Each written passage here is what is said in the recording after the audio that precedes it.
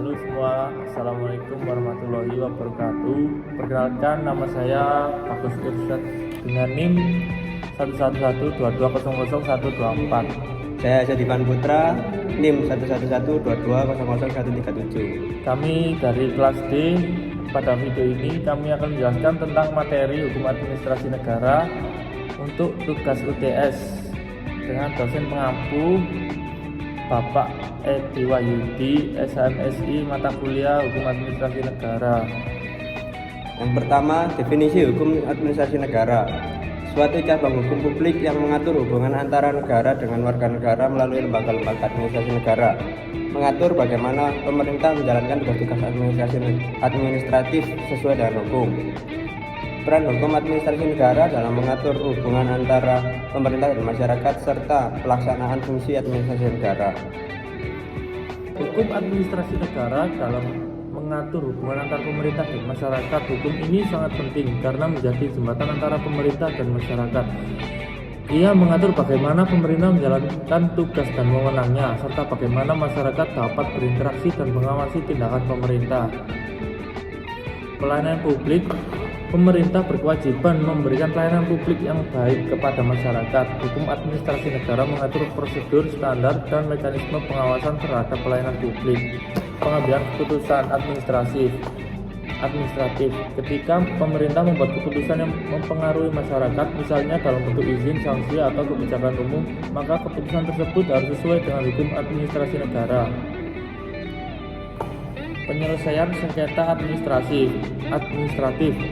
Jika terjadi sengketa antara masyarakat dengan pemerintah, hukum administrasi negara menyediakan mekanisme penyelesaian sengketa melalui jalur administratif atau peradilan tata usaha negara.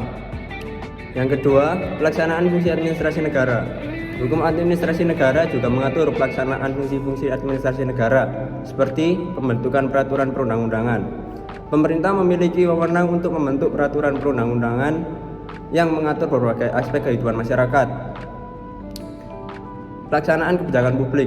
Pemerintah bertanggung jawab untuk melaksanakan kebijakan publik yang telah ditetapkan. Hukum administrasi negara mengatur bagaimana kebijakan tersebut dilaksanakan, termasuk mekanisme pengawasan dan evaluasi.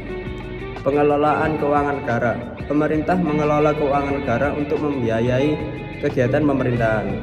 Hukum administrasi negara juga mengatur prinsip-prinsip pengelolaan keuangan negara, termasuk prinsip transparansi, akuntabilitas, dan efisiensi. Pengawasan terhadap penyelenggaraan pemerintahan. Hukum administrasi negara mengatur mekanisme pengawasan terhadap penyelenggaraan pemerintahan, baik oleh lembaga perwakilan rakyat maupun oleh masyarakat. Selanjutnya ada ruang lingkup hukum administrasi negara, seperti pembagian kewenangan antara lembaga pemerintahan, pembuatan kebijakan, dan pelaksanaan kebijakan. Yang pertama, pembagian kewenangan antara lembaga pemerintah. Yang pertama, pembagian kewenangan antara lembaga pemerintahan, pemisahan kekuasaan atau trias politika. Prinsip dasar ini membagi kekuasaan negara menjadi 3 cabang, yaitu legislatif, eksekutif, dan yudikatif. Contoh, DPR sebagai lembaga legislatif membuat undang-undang, Presiden sebagai kepala negara menjalankan undang-undang, dan Mahkamah Agung sebagai lembaga yudikatif mengadili perkara. Kedua, desentralisasi dan dekonsentrasi, yaitu pembagian kewenangan antara pemerintah pusat dan daerah. Contohnya, pemerintah pusat mengatur kebijakan umum, sedangkan pemerintah daerah memiliki kewenangan mengatur urusan pemerintahan dalam wilayahnya masing-masing. Misalnya, pemerintahan pusat menentukan kurikulum nasional, sedangkan pemerintah daerah mengatur pelaksanaan kurikulum tersebut di sekolah-sekolah di wilayahnya. Yang kedua, pembuatan kebijakan. Proses pembuatan kebijakan merupakan jantung dari pemerintahan. Hukum administrasi negara mengatur bagaimana kebijakan publik dibuat, mulai dari tahap perencanaan hingga pengambilan keputusan akhir. Selanjutnya ada pelaksanaan kebijakan. Setelah kebijakan ditetapkan, tahap selanjutnya adalah pelaksanaan. Hukum administrasi negara mengatur bagaimana kebijakan tersebut dilaksanakan, termasuk mekanisme, prosedur, dan pengawasan. Tahapan pelaksanaan kebijakan ada sosialisasi, memberikan informasi pada masyarakat tentang kebijakan yang telah ditetapkan. Hukum administrasi negara juga melindungi hak-hak warga negara dari tindakan pemerintah yang semena-mena. Hukum administrasi negara juga sebagai benteng perlindungan warga negara Hukum administrasi negara merupakan cabang hukum yang mengatur hubungan hukum antara pemerintah dengan warga negara.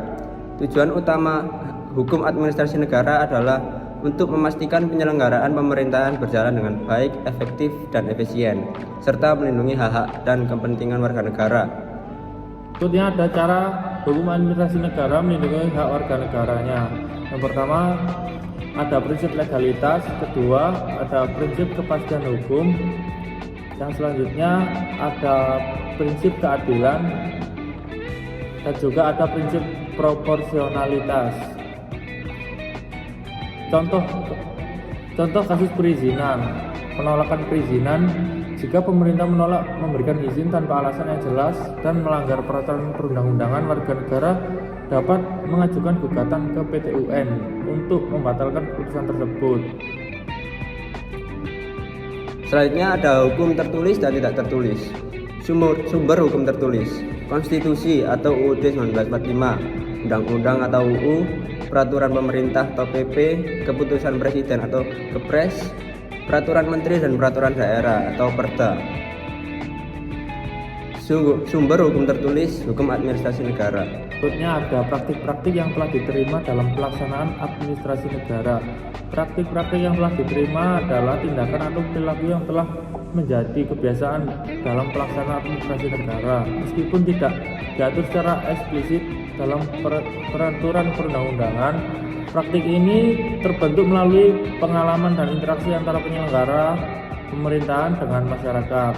Ada etika birokrasi, nilai-nilai dan norma yang menjadi pedoman perilaku pegawai negeri dalam menjalankan tugasnya. Kolaborasi antar lembaga, kerjasama antara berbagai lembaga pemerintahan dalam menyelesaikan suatu masalah. Sumber hukum administrasi negara menjadi dasar bagi tindakan administrasi pemerintahan karena memastikan bahwa pemerintah bertindak sesuai dengan prinsip keadilan, transparansi, dan akuntabilitas. Hukum administrasi negara juga memastikan pemerintah memenuhi kewajibannya dalam melindungi hak warga negara. Dalam era yang terus berkembang, hukum administrasi negara menjadi landasan penting untuk memastikan bahwa pemerintah bertindak sesuai dengan prinsip-prinsip keadilan, transparansi, dan akuntabilitas, serta memenuhi kewajibannya dalam perlindungan hak warga negara. Selanjutnya ada prinsip dasar seperti prinsip legalitas. Prinsip legalitas adalah salah satu prinsip dasar dalam hukum yang sangat penting. Prinsip ini menyatakan bahwa tidak ada perbuatan yang dapat dikategorikan sebagai suatu tindak pidana jika tidak diatur dan diancam pidana dalam suatu undang-undang yang berlaku sebelumnya.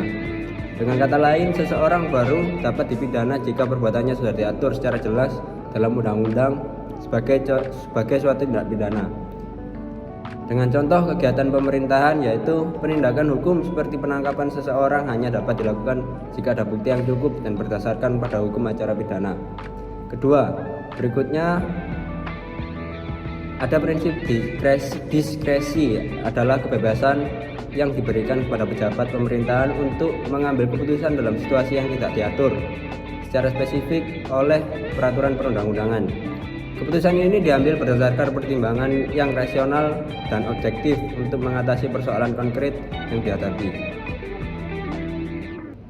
Ketiga, ada prinsip akuntabilitas. Prinsip akuntabilitas sebuah konsep yang menuntut seseorang atau suatu organisasi untuk bertanggung jawab atas tindakan, keputusan, dan hasil yang dicapai. Ini berarti adanya kewajiban untuk memberikan penjelasan dan pertanggungjawaban kepada pihak-pihak yang berkepentingan. Contoh kegiatan pemerintahnya adalah laporan keuangan negara seperti pemerintah wajib mempublikasikan laporan keuangan negara secara berkala sehingga masyarakat dapat mengetahui bagaimana anggaran negara digunakan. Keempat, yang terakhir ada prinsip transparansi. Prinsip ini yang menekankan pada keterbukaan informasi dan proses pengambilan keputusan. Dalam konteks yang lebih luas, transparansi berarti semua tindakan dan kebijakan yang diambil oleh suatu organisasi, lembaga, atau individu dapat diketahui dan diakses oleh publik. Contoh kegiatan pemerintahan, anggaran pendapatan dan belanja negara atau APBN. Seperti pemerintah wajib mempublikasikan secara detail rincian anggaran mulai dari sumber pendapatan, alokasi dana untuk setiap sektor, hingga proyek-proyek yang dibiayai. Hal ini mungkin masyarakat untuk mengawasi penggunaan anggaran dan memastikan bahwa dana negara digunakan secara efektif dan efisien. Berikutnya ada perbedaan. Hukum administrasi negara lebih fokus pada bagaimana negara menjalankan tugas-tugasnya sehari-hari.